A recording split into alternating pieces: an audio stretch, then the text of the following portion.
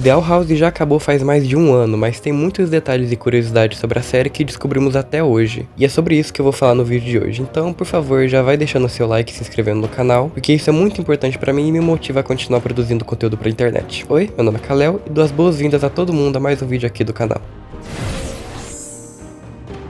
1. No episódio Thanks to Dan, primeiro da terceira temporada, temos a confirmação que a bisavó da Luz está viva, já que enquanto ela ia pra Boiling Isles, Camila pede pra Vi, que ia ficar no mundo humano, dizer que ela foi visitar sua abuela, sua avó, a bisavó da Luz. Isso pode significar que conheceríamos ela caso a série não tivesse sido cancelada. 2. Quando a Emmett vai escrever no episódio Perdida nas Palavras, vemos que ela é canhota, e isso é reforçado quando vemos ela tendo dificuldade para desenhar com a mão direita em Thanks to Dan. 3. Os filhos da Rainha Morcego já são procurados, visto um cartaz deles no episódio Separate Tides, primeiro da segunda temporada. 4. Emmett possui um gato branco como talismã, podendo ser não só uma referência à gata da criadora da série, como também os gatos pretos que são ditos como coisa de bruxa. 5. Em uma das fotos de apresentação da Luz se assumindo como bissexual para sua mãe e assumindo seu namoro com a Emmett, é possível ver o Rory de fundo mega empolgado. 6. Como visto no episódio O Intruso, Luz consegue desenhar perfeitamente com a mão esquerda, mas em outro momento vemos ela desenhando com a mão direita, então podemos concluir que Luz é ambidestra. 7. No episódio O Primeiro Dia, 13º episódio da primeira temporada, o diretor Solavanco menciona que faltam apenas 300 anos para sua aposentadoria, o que obviamente é absurdo porque bruxos comuns não vivem tanto tempo assim, mas possivelmente era só uma piada com o sistema absurdo de trabalho que veio junto com o reinado do Belos. Mas no epílogo vemos que 2 anos depois ele provavelmente já se aposentou e quem é a diretora da Exide agora é a professora de ilusionismo. 8. A tapeçaria das bruxas selvagens que vemos no castelo do Imperador é uma clara referência à pintura Ninfas Dançando para a Flauta de Pan, do pintor tcheco-americano Josef Tomanek, e provavelmente eu falei o nome dele errado, desculpa aí, cara. 9. Albert, um dos talismãs mais famosos de Dollhouse e o com mais destaque na série toda, parece ter sido inspirado nas corujas buraqueiras, muito comuns no Brasil, já que ambos são corujas pequenas de penas marrons e olhos grandes e amarelos, podendo ser desde uma inspiração até só uma coincidência. 10. Mais uma que com certeza poderia ser uma inspiração é Ida, já que no folclore brasileiro existe a lenda de Matinta Pereira, uma mulher velha que carrega um cajado com uma coruja ou uma gralha em cima, e à noite ela se transforma em uma coruja monstruosa que atormenta os moradores de cidades e famílias rurais. 11. Mas infelizmente esse mérito vai para a lenda mexicana de La Lechuza, uma mulher que fez um pacto com uma entidade poderosa para se transformar em uma bruxa gigante com um rosto humano, bem parecido com a versão amaldiçoada da Ida. 12. Quando vemos Vi pela primeira vez, ainda na forma da Luz em Yesterday's Lie, vemos seus olhos piscando na horizontal, mas isso nunca mais acontece na série inteira, visto que ela sempre pisca na vertical. 13. Dana revelou que, para a criação de Boiling Isles e do visual da série no geral, ela se inspirou em artistas como Hieronymus Bosch, pintor holandês do século XVI, e John Bauer, pintor e ilustrador sueco do fim do século XIX. 14. Como bem sabemos, Alex Hurt, criador de Gravity Falls, já foi namorado de Dana Terrace, criadora de Dollhouse, e que é ele quem faz a voz original tanto do King quanto do Rory. Mas o que nem todo mundo sabe é que a voz que ele usa para fazer o Rory é uma imitação que ele faz do Mickey Mouse para fazer a Dana rir. E ela gostou tanto que decidiu adotar isso no personagem. 15. Na abertura da primeira temporada de Dollhouse, na cena em que o King se encontra em sua montanha de bichos de pelúcia, podemos ver uma pelúcia que faz referência a Hollow Knight. 16. E aparentemente Dana gosta bastante desse game, já que em Thanks to Them, quando vemos o laptop da Luz, podemos ver um jogo nomeado de Hollow Knight. Além de que o episódio Hollow Mind também tem um nome bem parecido com o jogo indie. 17. No episódio Em Outro Lugar em Outro Tempo, 12º da segunda temporada, no livro de Ida sobre mitos de Boiling Isles, vemos uma referência ao Slenderman, que aqui é nomeado como Lenderman, ou Credor, que de forma resumida é tipo um agiota legalizado. Parando pra pensar, é ainda mais assustador que o Slenderman original. 18. Como bem sabemos, Darius tem olhos verdes, e isso desde criança, mas quando Ida se lembra dele quando eles ainda estudavam juntos, vemos ele de olhos roxos. 19. Quando Rory come o rato ecoante, ele faz uma referência ao filme A Lenda dos Guardiões, um filme sobre corujas que protegem o reino de Garhol, que inclusive eu já falei em um vídeo aqui do canal. 20. O sobrenome de Terra, líder do Coven das Plantas, é Terra Snapdragon, e essa flor realmente existe, e vendo ela quando suas pétalas estão secas, já dá pra saber o porquê os produtores da série terem escolhido essa planta pra ser o sobrenome da Terra. Inclusive eu falo mais sobre a personagem no meu vídeo sobre o Coven das Plantas. 21. Quando Ida se lembra de quando ela e Rain tocavam juntos em uma colina, ela faz levitar algumas flores com magia bárdica, e alguns episódios depois, quando ela conta a sua história e a de Rain, vemos essas mesmas flores crescendo nas paredes da Exide quando Rain passa a estudar lá. 22. No início da série, quando Luz ajuda Ida e King a recuperarem a coroa do King, Ida diz que apenas um humano poderia passar por aquela barreira, coisa que é comprovado no episódio. Só que isso não fazia muito sentido na época, mas agora que sabemos que o Imperador era o único humano em Boiling Isles antes de Luz, faz muito mais sentido do porquê aquela barreira tinha essa fraqueza. 23. Quando Odalia descobre o namoro de Luz e Emmett, ela rasga o cartaz de procurada de Luz, que também tinha o King, e nisso vemos os dois sendo separados, coisa que acontece no final da segunda temporada e por um momento na terceira também. 24. Enquanto Emmett tentava criar intimidade com a sogrinha, ela faz um chá pra Camila, mas se você reparar, o lado que devia estar dentro da água quente, que no caso tinha o chá, tava pra fora. Parece que o chá de Boiling Isles é feito de outro jeito, e eu acho melhor a gente nem saber como. 25. Na abertura do primeiro episódio da terceira temporada, quando os personagens estão testando novas roupas, Willow usa uma camisa muito semelhante ao suéter da Mabel de Gravity Falls, mais uma das milhares de referências e conexões entre as duas séries. 26. Tanto Luis quanto Camila fecham os olhos chorando nas suas primeiras vezes voando em um palismã, tal mãe, tal filha. 27. Ainda sobre isso, ambas têm a mesma reação quando veio o King, mas Camila é mais controlada, pra falar o mínimo. 28. Luis tem descendência da República Dominicana e de Porto Rico, já que vemos as bandeiras de ambos os países em sua casa, mas ela e sua família se mudaram para os Estados Unidos em busca de um hospital para tratar a doença do pai da Luz, Manny Noceda, coisa que infelizmente não foi o suficiente, e até hoje não sabemos qual a doença que ele tinha. 29. Em Thanks to Them, no sonho da Camila, vemos um personagem com uma camisa amarela de listras pretas em zigue-zague, o que lembra muito o personagem Charlie Brown. 30. Todas as coisas que a Emmett já usou no pescoço acabaram destruídas, seja seu colar telepata que sua mãe utilizava para se comunicar com ela, seu cartão da biblioteca que Luz recupera depois dela ser demitida, ou então a própria chave do portal. 31. Na terceira temporada da série, tivemos duas mortes de personagens extremamente importantes. A primeira foi Flapjack, que se transformou em diversas esferas de luz, e a segunda foi no último episódio da série, sendo a própria protagonista do desenho, Luz. Também se tornou partículas de luz quando morreu, semelhante ao Flapjack. Também teve o Bellows, mas ninguém se importa com ele. 32. Caleb Witchbane era um ótimo escultor, visto que ele foi quem esculpiu a primeira máscara do Bellows, quando ambos ainda eram crianças, e eventualmente Hunter, o seu clone, se tornou um escultor de palismãs. E por falar nele, parece que o garoto finalmente pôde colocar o sono em dia após a morte do Bellows, visto que no epílogo ele já não possui mais suas olheiras. 34. Vi possuía um anzol preso à sua cauda, mas no epílogo ela não tem mais ele, agora tem um piercing no nariz. 35. Em todos os finais de temporada, Luz acabou parando dentro de um orbe. No penúltimo episódio da primeira temporada, capturada por Lilith, no penúltimo da segunda temporada, capturada por Kikimora, já na terceira temporada ela ficou dentro de uma das bolinhas de gude do colecionador, mas foi no último episódio. Além de que, mais pra frente, ela criou seu próprio orbe. 36. No episódio Clouds on the Horizon, 20º da segunda temporada, vemos algumas bruxas selvagens sendo presas, mas elas fazem referências a astros do K-pop, como Jungkook, Jessie, Daydragon e Taime. Desculpa se falei o nome de algum errado, eu não escuto K-pop, tirando K-pop Demon Hunters. 37. Por ter muita representatividade LGBT, Doll House acabou sendo banido em diversos países, como a Hungria e a República Tcheca. Inclusive é meio irônico um país com esse nome ser tão preconceituoso. E na tradução da Coreia, ao invés de Luis pedir Emmett namoro, ela pede pra ela viajar pelo mundo ao seu lado, decepcionado porém nada surpreso. 38. Sobre o Jacob, aquele louco que tentou capturar Vi na segunda temporada, podemos ver em sua sala um cartaz defendendo a teoria da Terra plana, bem coerente com a mentalidade perturbada desse maluco. 39. E ainda sobre o doido, seu sobrenome é Hopkins, que pode ser uma referência a Metal Hopkins, um britânico que caçou supostas bruxas entre 1644 a 1647, possivelmente sendo um ancestral de Jacob, e essa sua ancestralidade seria o motivo de tanta paranoia por bruxas. 40. E sobre erros de animações, no final da primeira temporada vemos Luz lançando um glifo de luz na máquina que estava petrificando Ida, porém ele cria várias vinhas como se fosse um glifo de plantas. 41. Por mais que String Bean, o palismã da Luz, seja uma cobra metamorfa, ela não se transforma em quase nada na série, por mais útil e versátil que essa habilidade é. 42. Se eu fosse ganhar uma moeda pra cada vez que Doll House faz referência a My Little Pony, eu teria 2 moedas, o que não é muito, mas ainda é estranho que isso tenha acontecido 2 vezes, uma na propaganda que o diretor Solavanco faz pra X-Side e outra em For the Future por Hunter. 43. Palismãs não estão limitados a serem apenas cajados, podem ser instrumentos como o palismã raposa de Rain, armas como o palismã de Flora de Explora, que é um chicote, ou então acessórios, visto em uma arte conceitual da Luz que poderia usar String Bean como um bracelete de madeira. 44. Hunter faz parte de diversas famílias diferentes, é obviamente um Witchbane, por ser literalmente clone do Caleb Witchbane, por sua vez é ancestral dos Clawthorne, ele também ficou muito próximo de Camila, podendo ser um Noceda, mas principalmente foi quase um filho adotivo de Darius, sendo um Daemon. E Darius acabou a série tendo aparentemente um caso com Alador, que se tornou o padrasto do Hunter, que faria dele um Blast também. Haja famílias. 45. Aparentemente, Emmett usa a tiara que ela ganhou no baile do Groom como prendedor de cabelo no epílogo, e se não foi a própria tiara, o design obviamente foi inspirado nela. 46. Como bem sabemos, Hunter possui diástema, que é aquele espaço entre os dentes da frente. Porém, esse espaço desaparece em alguns momentos da série, obviamente sendo um erro de animação. 47. Luz é oficialmente uma pessoa com TDAH. Não foi a intenção inicial da Nana Terrace, mas ela tornou essa teoria canônica quando viu alguns fãs comentando sobre ela, o que faz bastante sentido com a personagem. 48. Na França, Doll House foi traduzido para Luz Ausville, que traduzindo ficaria Luz na Cidade dos Ossos, já que as ilhas que formam Boiling Isle são feitas literalmente dos ossos do Papa Titan. 49. E por falar nele, como vemos em vários momentos, o seu corpo que forma Boiling Isle estava completamente deitado, mas quando vemos o castelo do Imperador, vemos o coração do Titã como se ele estivesse em pé. E 50. Em muitos momentos da série, vemos Emmett segurando seu vestido com força em momentos que ela estivesse nervosa. Mas esse foi o vídeo, eu tentei pegar algumas curiosidades que não são muito comentadas na fandom de Doll House, e espero que vocês tenham gostado. Se gostaram, por favor, não se esqueçam de deixar deixar seu like porque isso é muito importante pra mim. Se inscreva no canal e compartilhe esse vídeo com alguém. E me conta aqui nos comentários curiosidades que vocês conhecem em Dollhouse. Mas enfim, muito obrigado por me ouvir, mas por hoje eu vou ficando por aqui. Até o próximo vídeo.